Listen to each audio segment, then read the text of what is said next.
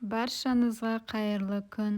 Бүгін мен тез жасалатын әрі дәмді болатын таңғы ас жасап көрсетемін.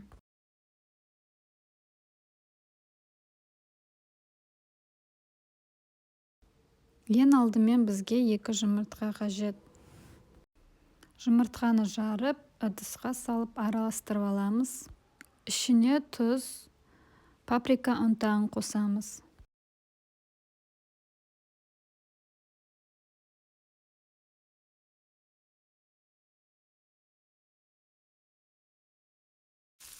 Табаға сұйық май құйып, кішкене жұмыртқамызды пісіреміз.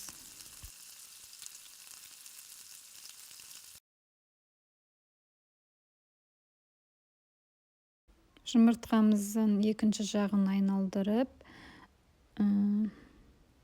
ірімшік үстіне салып, дайын лавашты осылай дөңгелек қылып кесіп қоямыз.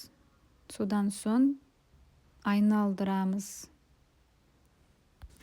Үстінен ірімшік, жүгері саламыз, немесе шұжық та салуға болады.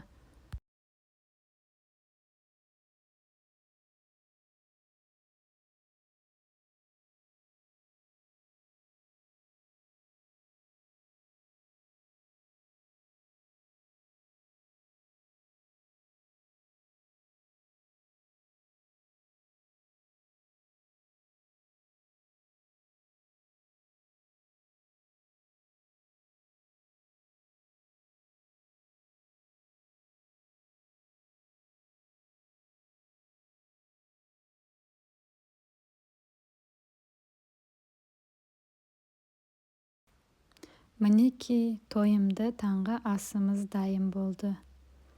Дәмді әрі тез жасалады.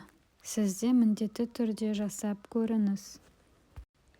Видео ұнаса, лайк басып тіркелуді ұмытпаңыз.